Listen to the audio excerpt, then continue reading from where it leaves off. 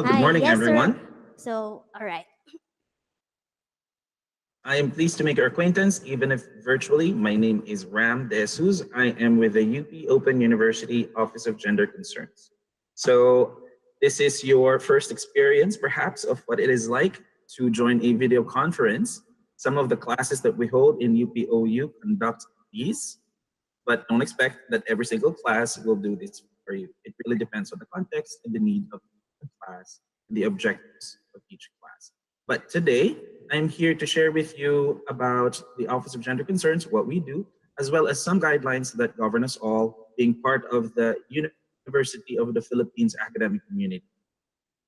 So let me begin by saying that um, the Office of Gender Concerns is located at the main building of UP Open University. So it's there today in the afternoon. I believe you would have the opportunity to perhaps visit, although I think some of you will use that as as a venue for orientation. But I would like to introduce the staff. Well, I am Rameses, and you will also meet Rika. Rika Valencia is the staff of the OGC. Should you pay us a visit or should you be connecting with the gender office, then we will be the ones communicating with you. I've indicated our phone numbers. We also have a fax should you need that, as well as our email. So gender@upou.edu.ph. We also have a website. Should you, do pay us a visit, and this will allow you to get to know what we do. We are conducting a lot of capacity building seminars and trainings. We also connect with other institutions and experts in the field so that we will advance our gender and development agenda. And we also do a lot of researches, so we present some of those in the conferences. So this is a little bit about the Office of Gender Concerns, um, but I want to walk you through two main documents that govern us all as part of the UP academic community. First of which is the UP Gender Guidelines. This is, the link is there. Don't be worried if you are not able to memorize it. A quick Google search will lead you to the UP Gender Guidelines. So just type words. And I want to say that every single campus, every single university unit, whether it be Diliman, UP Las Bañas, UP Open University, Cebu, UP Mindanao, we are all governed by these guidelines. So it is your best interest to be familiar with it. The longhand term for it is the Guidelines on Promoting Women's Empowerment and Gender Equality in the University of the Philippines. This has been effective since 2015. And the document explicitly says that the university is following the respecting the Magna Carta of Women, that's a Republic Act 9710, and implementing its rules and regulations. And the main thrust is that the university seeks to ensure that the potentials of all persons, specifically those who are marginalized and socially excluded, are fully developed.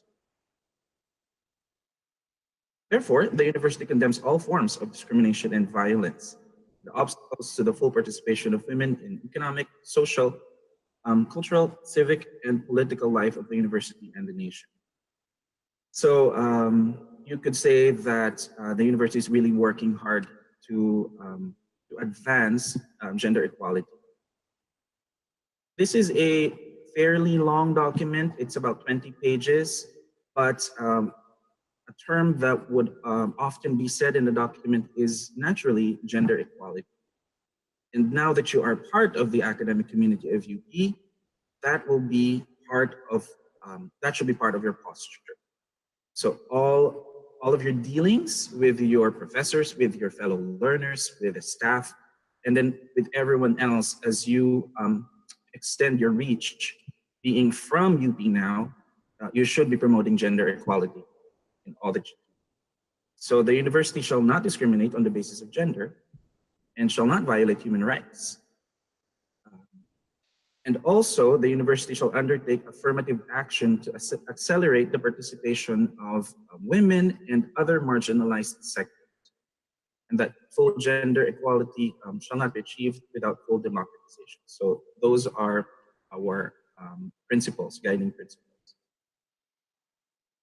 I want to say that Not complying or abiding by the guidelines means being meted with actions and penalties. So depending on um, how the case is, whether it's a simple misconduct or a grave one, then the university does have mechanisms for meting out sanctions according to the policies, rules, and regulations.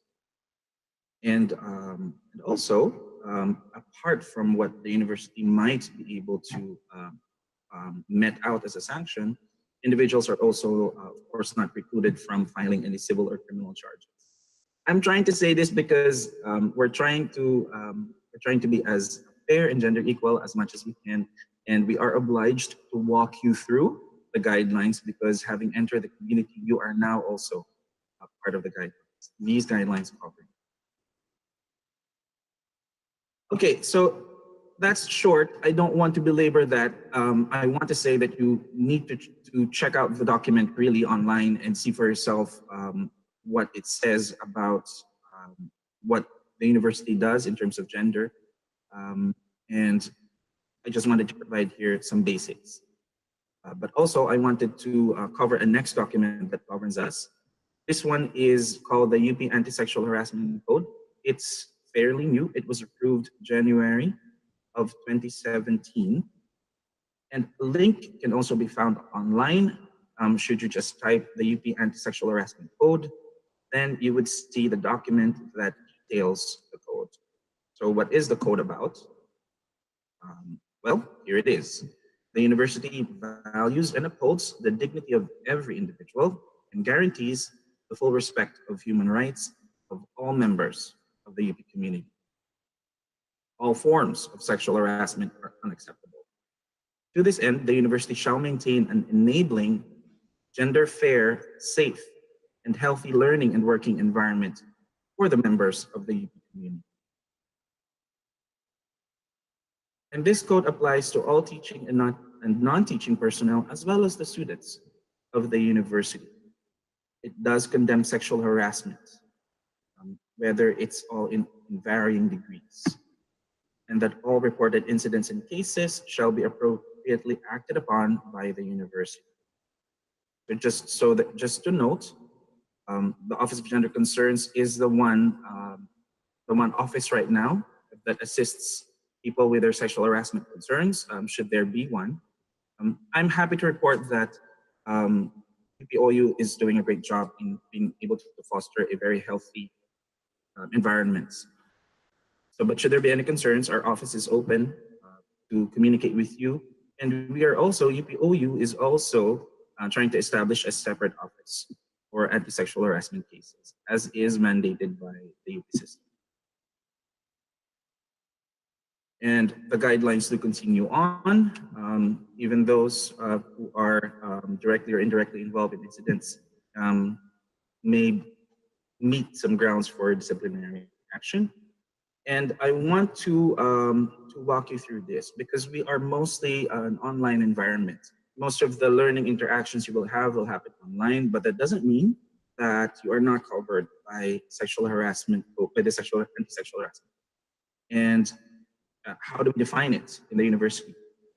Well, sexual harassment is any unwanted, unwelcome, uninvited behavior of sexual nature or inappropriate sexual advances or offensive remarks about a person's sex, sexual orientation, or gender identity. So it is an act which may be committed physically, verbally, or visually with or without the use of information communication technology. So that covers you. Note that each time that you make a submission for your assignments, each time that you make a post in forums where you interact with others, each time you make an email communication with fellow learners or your teachers or the staff at UPOU, whether they be teaching or non-teaching personnel, please note that you should conduct yourself in an honorable manner. Sexual harassment may also be a demand or request for sexual favor by a person of authority, influence, or moral ascendancy in exchange for appointments, grants, grades, or favors, or set as terms and conditions for appointments, grants, grades, or favors, regardless of whether such acts are accepted by the offended party. So just the act of offering is already an offense. And then the University of the Philippines commits, whether it's inside the premises or outside of the premises, to work against sexual harassment. Now, note that samples that are noted here are harassment can happen from teacher to student, faculty to faculty, in fact, student to student, in fact, student to employees, and vice versa. So just note that all these transactions are covered by the code. And it also extends to organizations should you join one, whether inside UPOU or outside, as long as it's in the academic community of you. They do classify acts. So if you do take the time to read the code, which I encourage you to please do so, the offenses are classified with, according to light and grave. So these may include anything from flirtations that are unwanted or displays of sexually offensive pictures or materials. So anything of the sort in your academic environment, kindly take note of that. So one thing that we would say is that we encourage you, you are now about to fill out your online profile. So when you join my portal, it will ask you to place a photo in there that shows you, who you are. May we encourage you to please dress appropriately for those photos so that when you share. This isn't a socializing app or website. This is an academic community. So we always encourage our students to please dress appropriately for your photo that you will post on your My Portal and other communication, whether it's your Gmail profile as well. There are less grave offenses. Notice that the offenses are escalating here. And then there are also grave offenses. So all these are covered under the code, and please be mindful. Now, who are the persons liable? Anyone in the UP community is liable for sexual harassment. So those who directly participate in the execution of any act, those those who benefit from the commission of an act, or conceals or hides the commission of an act, or restrains or coerces victims. So if you see something, say something. Let's try and ensure that our academic environment is as gender fair and safe for everyone. Just so you know, there are informal procedures to sexual harassment cases, and our office and eventually the Office of Anti-Sexual Harassment will be the ones to facilitate a formal procedure should that be desired. What would be needed for your information is a sworn written complaint. This needs to be taken to a notary public, and then we can initiate a formal procedure where formal sanctions can happen upon hearing. Now note that the penalties for offenders include a reprimand or a suspension or a dismissal, even for light offenses. It really depends on the cases, but this is true for teachers and non-teaching personnel as well as for students. So you may be reprimanded, or you may be demanded a community service, or you may be expelled even for light offenses. Again, this does not preclude any criminal case that may be filed against you in the courts of law.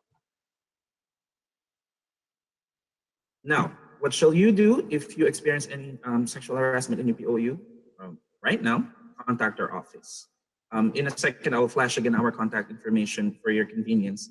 But just to note again that an Office of Anti-Sexual Harassment will be is being established, and do stay tuned for announcements regarding that.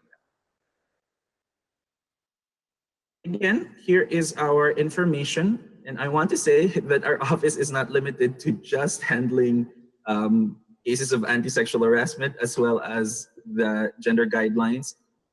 Again, do check out our website. We really are also very much involved in capacity building. We have a lot of seminars that are going on. In fact, quite a few of our videos are already available online for your viewing pleasure and for your information. So some of them are on reproductive health, some of them are on research, gender and development, and we also have a couple other topics that we have covered over the years and we will cover very soon. And most especially, do watch out for March, which is Women's Month, when we will have quite a number of activities lined up for each. I'd like to thank you for this opportunity to speak with you, and I do wish you the best as you start your journey in UPOU. Thank you very much and have a good morning, everyone.